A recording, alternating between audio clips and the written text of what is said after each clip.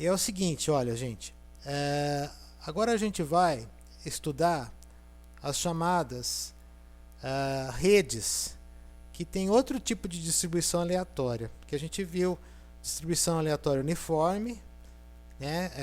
Isso até foi introduzido por Erdős e Rényi. Depois, Milgram descobriu que as redes reais não eram sempre aleatoriamente uniformes, assim, elas tinham um outro tipo de aleatoriedade, né? Aí que descobriram as redes, né, mundo pequeno. E outro tipo de rede que a gente vai ver hoje são as chamadas redes invariantes em escala. E muitos escrevem, ao invés de invariantes em escala, escrevem sem escala, né?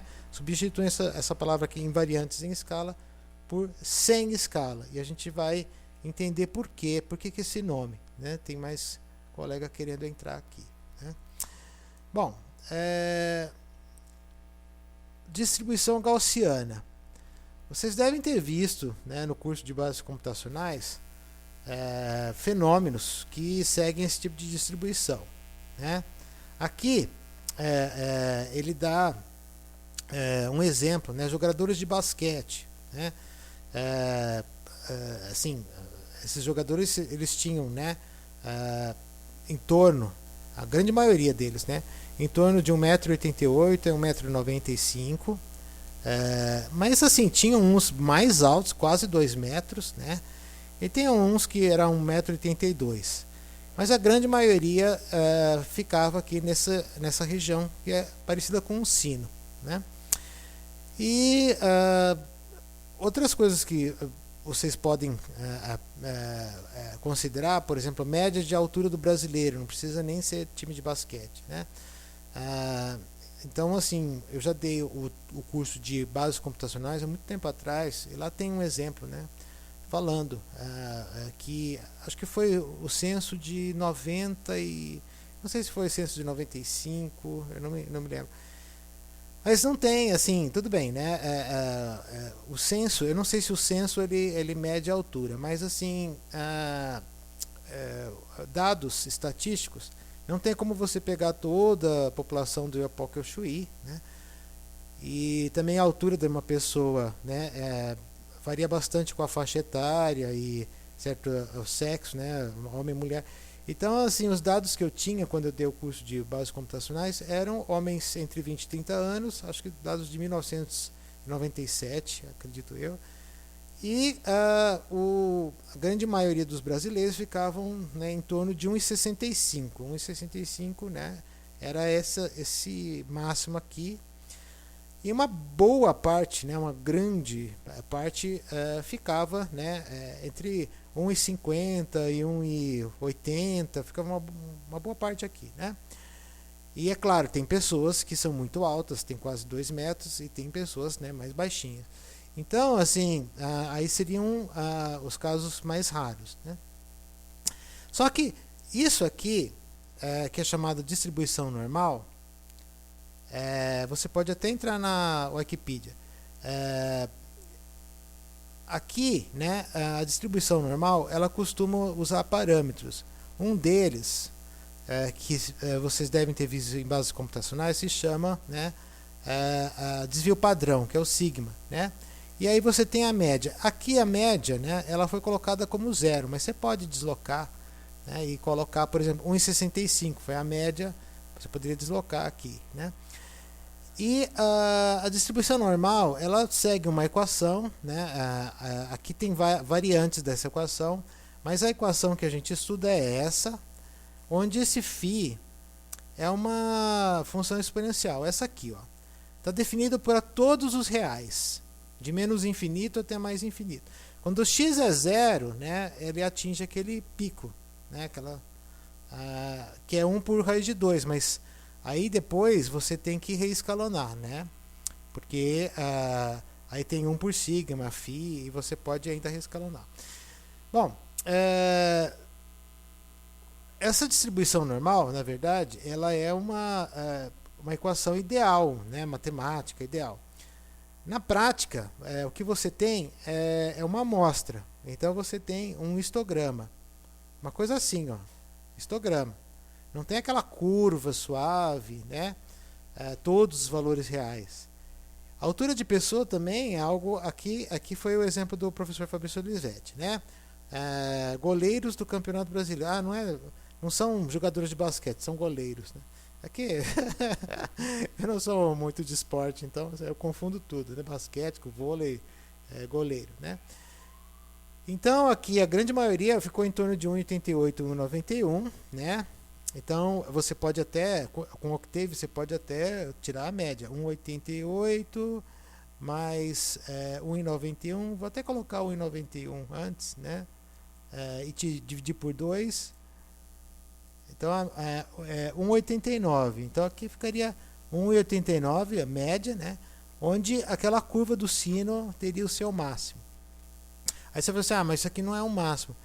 Porque na verdade é uma amostra, né? Aquela curva é uma idealização. Se todos, né, ele pudesse generalizar para uma quantidade arbitrária de participantes, né?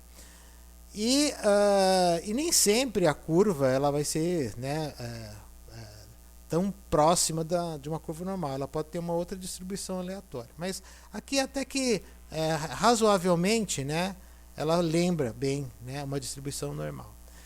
E aí, por exemplo, né, você vai falar assim, bom, mas quem que seria o desvio padrão nesse caso, né? Então, quando você fala assim, em torno de, são justamente esses valores que estão aqui, ó, né?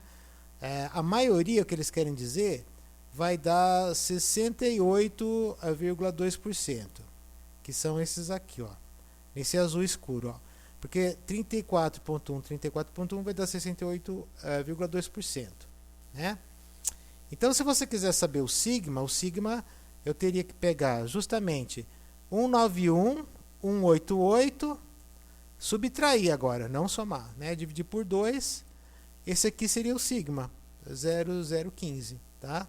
Então, esse seria, aí 68% estariam nessa faixa. Se você quiser, né, pegar a faixa dos 95,4, que isso aqui, essa soma aqui vai dar 95,4. 95,4% vai estar entre menos 2 sigma e 2 sigma, né? Então, assim, é assim que funciona a distribuição normal. Aqueles de vocês que forem seguir estatística vão ver mais detalhes. Eu não vou cobrar isso aqui, por exemplo, vocês vão ver no slide, tá faltando a figura, né? Porque você pode montar essa figura se você quiser, né? É como se fosse um exercício, mas não vou cobrar porque usa a distribuição normal. Aí é outra disciplina, seria a disciplina de estatística, né? Talvez alguns de vocês já estejam cursando estatística. Como é que eu iria tirar a curva normal aqui? Bom, eu digo 80 e 100, então eu chego lá, né? 80 e 100. Eu vou fazer a mesma coisa aqui, né? Então eu vou pegar 100 mais 80 por 2, né, que é o primeiro passo que eu fiz, aí dá 90. Então aqui no 90, exatamente aqui no 90, né, eu vou ter o meu máximo, vai ser uma distribuição normal. Para descobrir quem que é o sigma, eu vou ter que fazer 100 menos 80 por 2, esse vai ser o meu sigma. Então, o mi, né, que seria essa letrinha U, né, com a perninha mais espichada, né? Nessa fórmula que aparece, né? O mi, ó, esse aqui que é o mi. E o sigma, o mi ele vale 90, acabamos de calcular, e o sigma, que eu vou chamar de S, né? Porque não tem letra grega aqui, ele é o 10. Aí você chega aqui nessa fórmula, né? Você chega aqui nessa fórmula aqui e nessa primeira, né? Desculpa, essa aqui, ó. Aí você vai falar assim, nossa, quanta forma, mas é mesmo. É mesmo, gente. Quem for seguir a área de estatística vai, né, vai ver. Esse X é o quê? É o eixo X. Esse aqui, ó, eixo horizontal, né? Aqui está o meu cursor, o eixo X. Aí vai ficar X menos 90 dividido por 10. E aí você vai ter que pegar essa φ aqui, calcular e colocar o gráfico, né, aqui, ó, tá? Eu vou calcular um grafo no Octave e esse grafo iria para o slide, mas fica como exercício. Da normal não vou cobrar, você não precisa fazer da normal, tá? Porque aí seria disciplina de estatística, aí seria outra disciplina. Mas tem uma que eu vou cobrar que é lei de potência. Como é que faríamos esse grafo no Octave? Dá para fazer também à mão, tá? Quem não tem computador pode fazer à mão. Pode fazer alguns valores. É o seguinte, o grafo da função x elevado a menos 2,5. Aqui ele está variando de 0 até 4,5. Só que o 0 não pode ser elevado à potência negativa. Então, eu vou começar do 0,5, tá bom? Vou fazer de 0,5 até 4,5. Então, eu vou fazer assim, ó. O meu x está variando, ó, de 0,5. No Octave, você não precisa colocar 0,5. Se você colocar 0,5, já está bom, né? Eu vou fazer ele variando de ponto 1 a ponto 1 até chegar no 4,5. Então, aqui está o meu x, né? E eu vou plotar agora x, vírgula, e o que está escrito na minha equação? X elevado a menos 2,5. X elevado a menos 2,5. Então, eu vou plotar. E olha só o que vai acontecer. Vai ficar com um jeito de hipérbole, né? Vocês já devem ter visto a equação da hipérbole no ensino médio. Então, é esse grafo aqui que iria nesta janela vazia, tá certo? Então, os slides estão com janela vazia, mas é de propósito, para você poder traçar e colocar lá no lugar onde está faltando o slide, tá? É como se fosse a parte de exercício, né? Dessa semana 6. Mas assim, como isso aí é só traçar grafo, não é de fato comunicação em redes, então eu traço o gráfico para vocês rapidinho e a gente vê, tá certo? Então, aí, por exemplo, você pode pegar outros dados, né? Se você considerar a rodovia Bandeirantes, né, a Anchieta Imigrantes, a maioria dos carros vai a 100 km por hora, né? Então, enquanto que uma minoria percorre trechos muito maiores, né? Então, se você for ver aqui, ó, 100 km por hora, uma grande quantidade, um grande percentual de carros, né? Vamos dizer, 90% dos carros, eles percorrem 100 km. Aí, um percentual pequeno, vamos colocar 20%, vão percorrer mais do que isso, 300 km, né? Então, vai formar uma curva, vai dar uma curva parecida com essa também, né? Que o pessoal chama assim, a curva da lei de potência, que é uma potência negativa, né? X elevado a um valor negativo. Aqui foi x elevado a menos 2,5, mas poderia ser qualquer outro valor negativo, tudo bem? E quem que primeiro, né, desconfiou que havia essa lei na natureza? Porque a distribuição normal foi Gauss. Gauss que, por isso que se chama distribuição normal de Gauss. Ele que observou vários fenômenos naturais, né, que seguem aquela distribuição ali. Mas foi Pareto, Vilfredo Pareto, né, um italiano, mas ele nasceu na França. Ele descobriu que havia uma relação. Na grande maioria das vezes ele chegava numa relação chamada 80-20, né? Por exemplo, grande parte das terras pertencia à minoria da população, né? 80% das terras, né? 20% da população, só 20% da população era proprietária de terras, né? Tem gente que tem um terreno pequeno, né? Não é que assim, são terras extensas, não, certo? Mas assim, você vai falar assim, poxa, 20% da população, sim, mas assim, você ter um terreninho ali, né? Porque Pareto, ele é do século XIX também, né?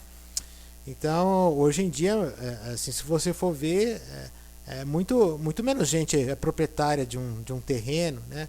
Esteja não construída alguma coisa ali naquele terreno, né? Aí, boa parte do lucro de uma empresa chegava no bolso de pouquíssimos funcionários, né? Então, ele percebeu isso. Aqui tem todo um histórico, eu não cobro detalhes históricos, tá? Eu não cobro detalhes. Para mim, o mais importante é vocês guardarem definição e aplicação de definição, como vocês viram na prova, né?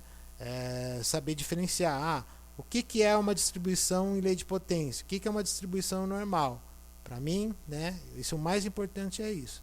Né? Detalhes históricos eu não vou cobrar, nunca vou cobrar. Então, vários outros fenômenos, né, assim, a população de uma cidade, né, e a percentual de cidades, né. Então, um grande percentual de cidades, né, tinha uma população pequena. Se você for pegar uma população bem grande, é um pequeno percentual de cidades que tem população grande. Então, se você for pensar só no estado de São Paulo, quais cidades têm uma população grande mesmo, né? Cidades de São Paulo, Campinas, Ribeirão Preto, Sorocaba, mas é uma quantidade, percentualmente, pelo número de cidades que tem no estado de São Paulo, é um percentual pequeno. Então, percentual pequeno tem uma população bem numerosa. E um percentual grande tem uma população pouco numerosa. Né? Então, tem essa lei. Agora, você vai falar assim, né? Como é muito difícil, veja, aqui, olha, eu nem me atrevi a colocar o valor 0,1, eu fiz o x partindo do 0,5, né? Aqui, ó, o x ele começa no 0,5. Porque se eu fizesse o x começar no 0,1, olha só o valor que ia dar. 0,1 elevado a menos 2,5, né? Daria 316, né? Aqui dá 6. A gente nem conseguiria enxergar o grafo. Ia ficar uma curva muito grudada no eixo vertical, né? E assim como essa curva está muito grudada depois no eixo horizontal, ela gruda demais, né, para valores lá na frente. Então, o que o pessoal costuma fazer com esse tipo de curva? Eles costumam colocar o logaritmo dos dois lados, porque aí fica uma relação log-log, né? Vamos ver o que acontece. Se você coloca o logaritmo dos dois lados, aqui, olha, por exemplo, vou plotar, ó. Vou plotar de novo. Eu vou até colocar uma figura nova, né? Figure. Ele me dá uma figura nova, tá? Só para a gente comparar um com o outro. E agora eu vou plotar colocando o logaritmo. Eu vou colocar log do x, né?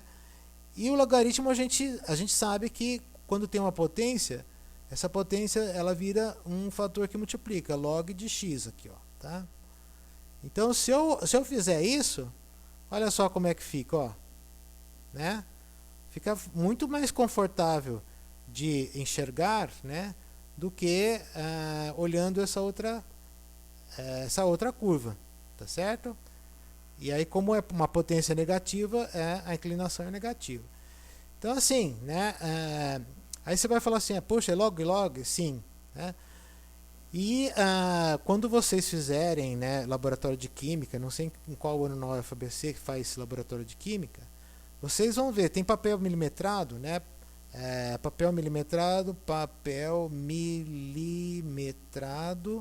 tem log e log também. Aqui você, olha, tem várias imagens, né? Aqui é log só no eixo horizontal.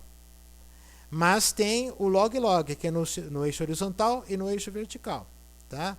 Então, ele é muito usado justamente porque fica mais confortável olhar o gráfico da função com a escala log ou log, os dois eixos em logaritmo, tá? Então, assim, aqui é só o eixo horizontal que está no log e alguns são log. Esse aqui, ó, os dois são escala log, tá bom? Então aí fica muito mais confortável você enxergar o seu gráfico, né?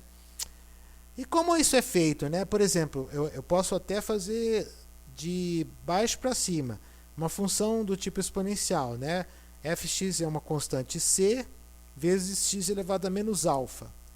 Se você chamou fx de y, coloca o log dos dois lados, o alfa vai virar um fator que multiplica.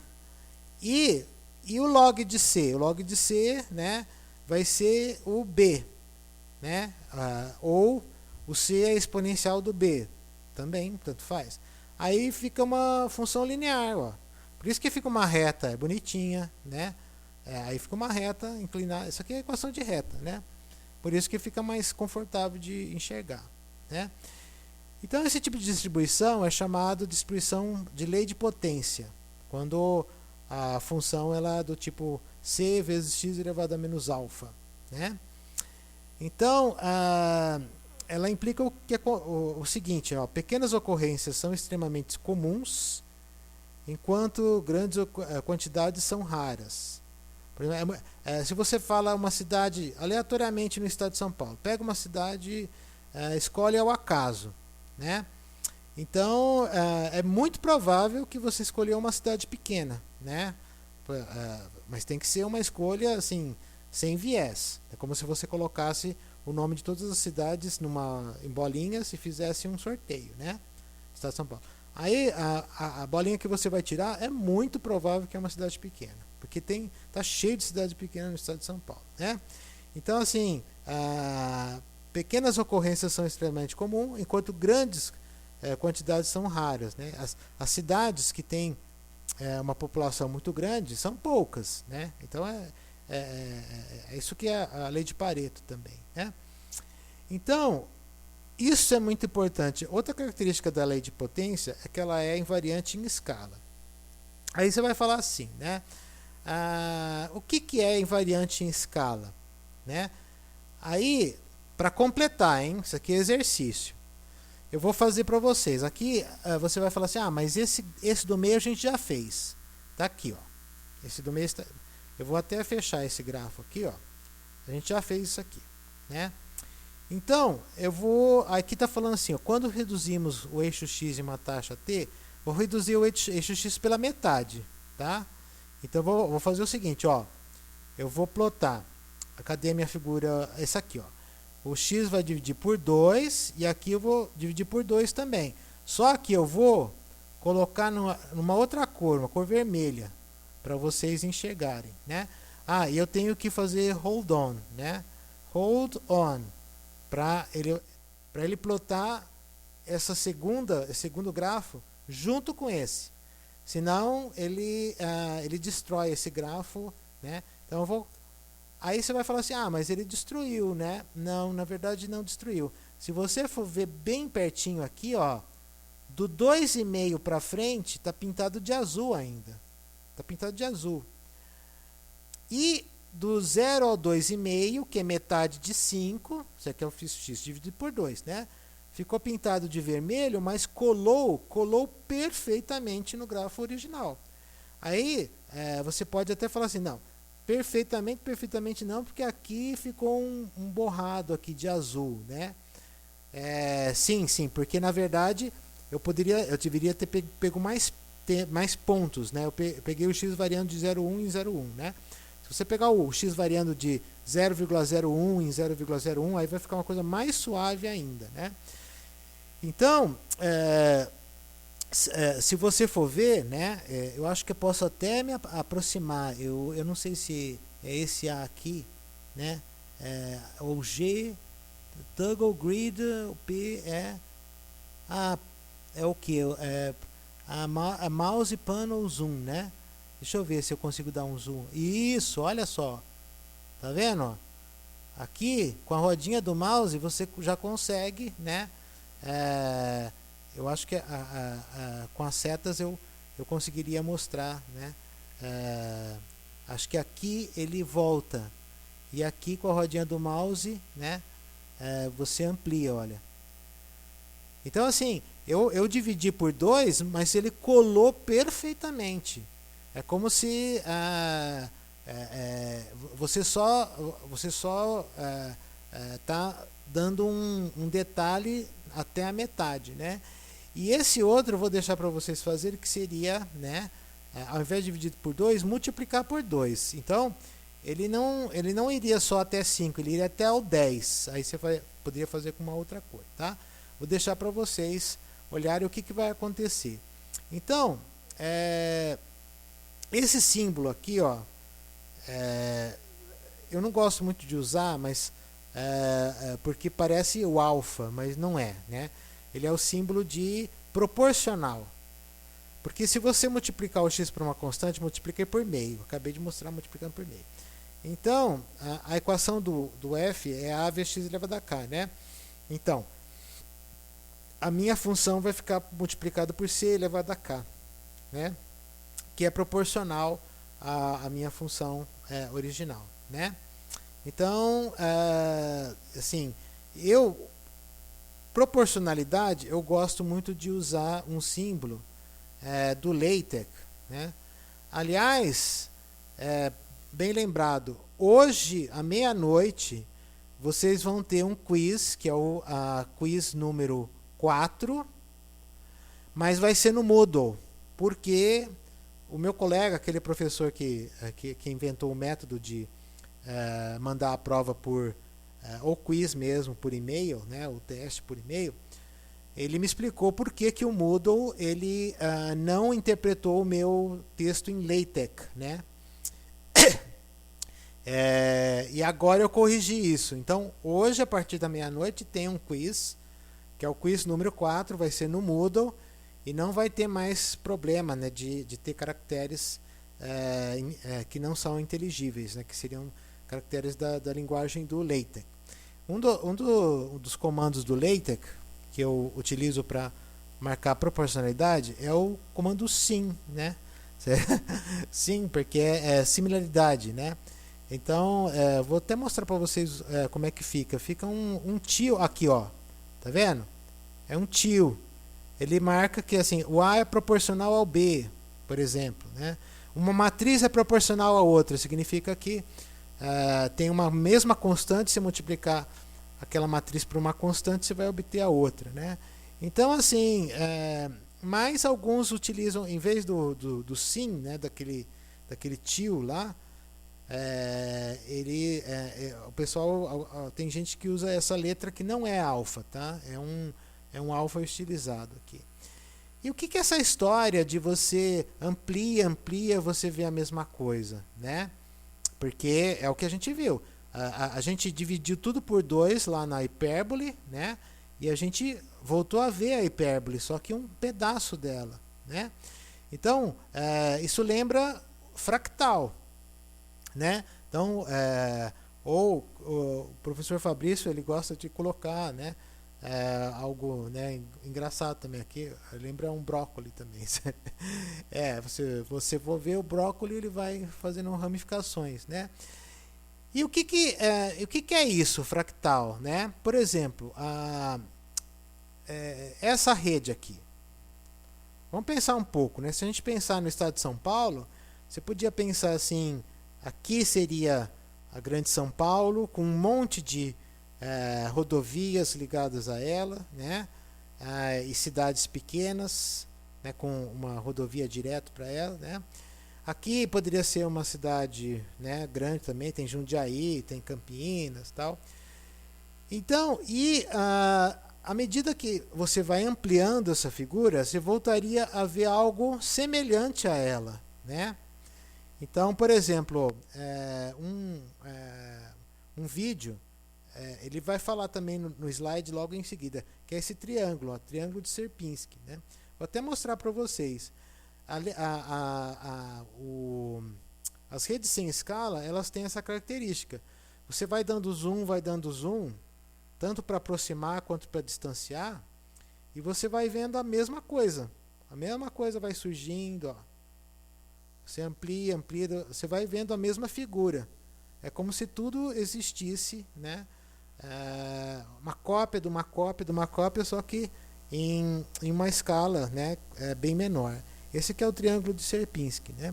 Aí você vai falar assim, mas não é bem assim, né? Se eu pegar a cidade de São Paulo, né, as cidades assim, uma hora, se eu der zoom, né, eu vou começar a ver no Google Maps, né, Google Earth, né? Se eu der zoom, uma hora eu vou ver o asfalto ali, né? Então, porque isso aqui, que nem o triângulo de Sierpinski, ele é ideal.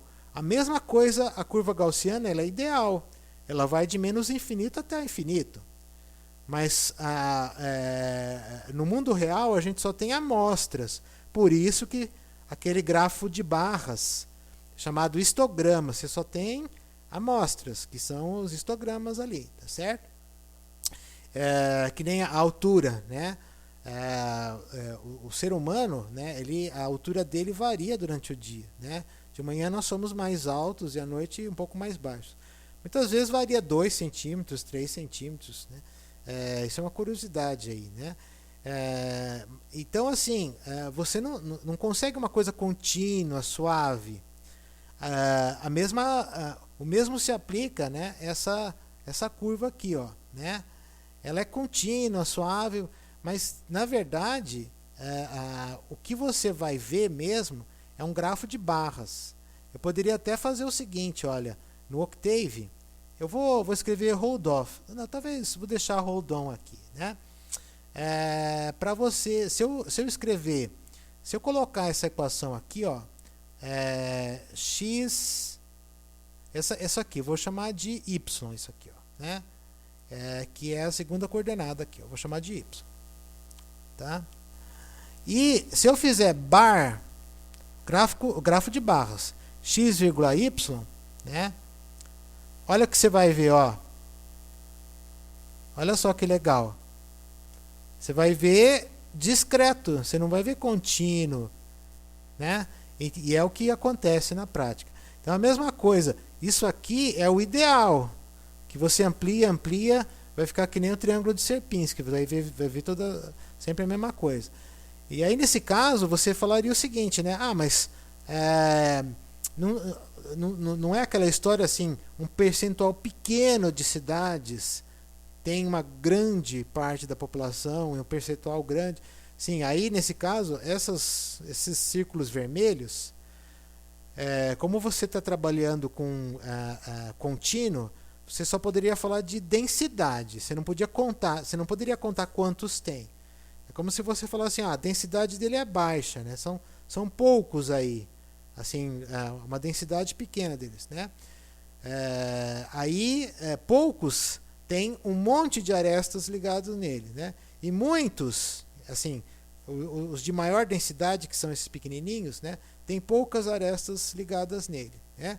Aí você trabalharia com densidade, porque se você quer mudar a escala arbitrariamente e continuar vendo a mesma coisa, que nem o triângulo de Sierpinski, aí você não pode falar do número exato, você tem que falar só do número proporcional, né? Tipo a densidade de vértices vermelhos grandes e vértices vermelhos tamanho médio e vértices pequenininhos, que são os branquinhos, tá certo? E essa variância à escala, aí você vai falar assim, tudo bem, né? O Gauss descobriu que muitos fenômenos na natureza seguem uma distribuição normal, por exemplo, a altura das pessoas, né? E aí tem a lei do Pareto, né? Mas para quem for seguir biologia, né? Quem de vocês forem seguir biologia, né? Tem várias coisas legais que foram descobertas, né? Isso aqui em 1932, né? Então assim, eles pesquisaram, né, a taxa de metabolismo e a massa corporal de várias espécies e descobriram que a taxa de metabolismo era diretamente proporcional à massa corporal elevado a 3/4. Isso aqui é uma lei de potência também. Então, por exemplo, isso aqui valendo a partir de seres unicelulares, ó, né? E aqui, ó, tá vendo? Aí tem a abelha, aqui tem um sapo, e aqui esse elefante aqui parece um mamute, mas mamute já está extinto, né? Mas assim, né? Você vê, né? E usando escala logarítmica, tá? Se você usa escala logarítmica, aqui, ó, por exemplo, aí vai ser log de R, vai ser uma constante mais 3/4, aí seria 3/4 vezes log de n. Por isso que fica uma reta bonitinha, tá? E 3/4 é positivo, por isso que fica uma reta crescendo. Se fosse uma potência negativa, seria uma reta descendo, como a gente acabou de ver, né? No que teve a gente acabou de ver. Então, por exemplo, descobriram, né, uma lei impressionante também, que a expectativa de vida de cada espécie, né, ela é inversamente proporcional ao batimento cardíaco. Então, por exemplo, rato, hamster, né, camundongo, né, mouse é mais camundongo, né, macaco. Então, eles têm uma frequência, né, batimento cardíaco, bate muito rápido, né, muito acelerado, bate o coração.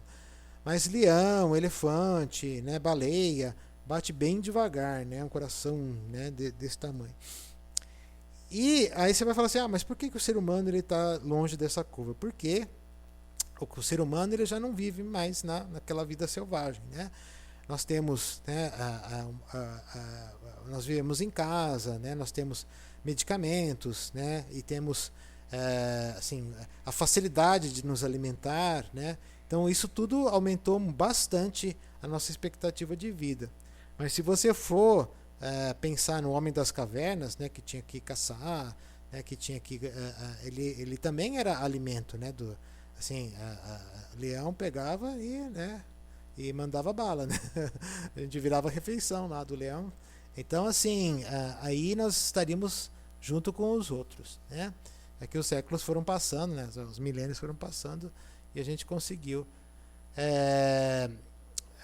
Assim, animais domésticos também, né? Gato, cachorro, né? Então, fazendo as contas, não vou cobrar detalhes aqui, mas é só por curiosidade. Se você fizer as contas, né? Você cai numa constante. E é como se cada ser humano tivesse essa quantidade de batidas, né? Depois do coração bater 1,5 bilhões de vezes, mais ou menos, isso aqui é uma média, tá? Não é cravado, né? Bater 1,5 bilhões de vezes, né? Aí, certo? Aí é o fim, né? Não é isso. Para nós, muito mais, né? Porque nós saímos daquela curva, né? Nossa qualidade de vida, e tal. Mas é uma constante, né? Para a grande maioria dos mamíferos. Aqui ele só listou mamíferos, né? Aqui só tem mamíferos. E aqui, por exemplo, eu colocaria um gato selvagem, né? O gato mourisco, que é um gato selvagem, porque o gato doméstico, o cachorro, os animais domésticos, né? Eles também saíram daquela curva, né? Eles não estão mais na vida selvagem, tendo, né, que se arriscar, né, o tempo todo para poder sobreviver, né? Então, animal doméstico também eu tiraria daquela curva. Então, assim, quem gostou muito desse tema pode até acessar esses links. O professor Fabrício Olivetti ele deixou, né? E agora, assim, eu só vou fazer uma pequena pausa, né, para não ficar muito pesado, que eu estou falando há uns 40 minutos sem parar. Eu vou ver na janela do chat se tem pessoas que fizeram perguntas, né?